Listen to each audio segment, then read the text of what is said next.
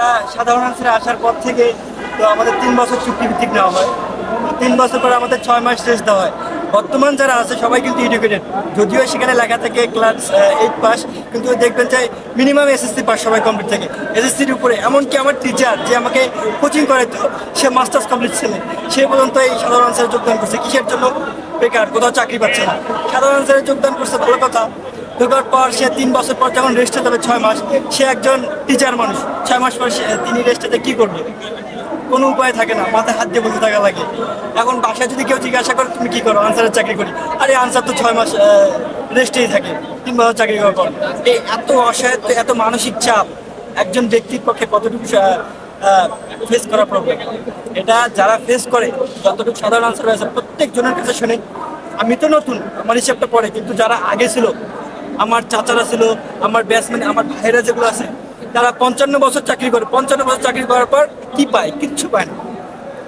একজন মানুষ 55 বছর চাকরি করে শুধু তার পরিবারকে দিয়েই গেছে, অথচ বাইরের চাকরি যেগুলো আমাদের ব্যাটালিয়ান আনসার আছে, পুলিশ ভাইরা আছে, তারা এককালীন একটা ভাতা পায় প্লাস পেনশন পেতেই থাকে। কিন্তু আমাদের কিচ্ছু থাকে না।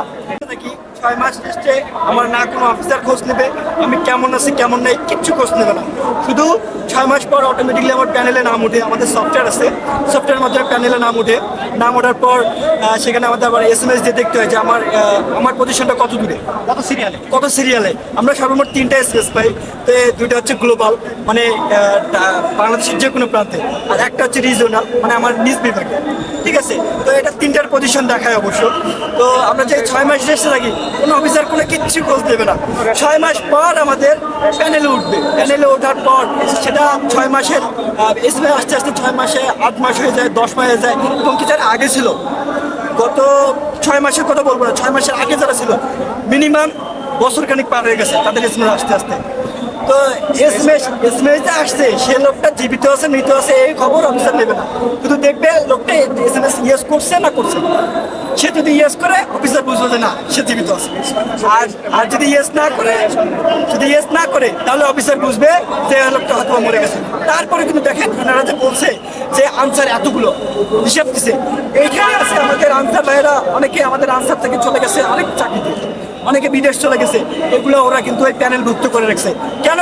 আমার অফিসার জানে না যে আমি কী করি, আমি এখন কোথায় আছি, আমার অফিসাররা জানে না। শুধু এতটুকুই জানে যে 3 বছর পর আমি আবার 6 মাসের টেস্টে গেছি, আমার অফিসাররা আবার আমাকে SMS সবসময়ের মাধ্যমে SMS দিচ্ছে, যদি আমি SMS ইউজ করি তাহলে আমি বেঁচে আছি, তাহলে নাই। এই 6 মাস আমি কী করবো, আমি কি খাবো? আমার বেশিরভাগ আনসার সদস্য ভাইয়েরা যারা অনেক মুরব্বী টাইপের আছে, এরা অনেকে দেখছি, আমি ঢাকায় চাকরি করি, ঢাকায় দেখছি অনেকে রিক্সা চালায় খায়, তারা কিচ্ছু করে না।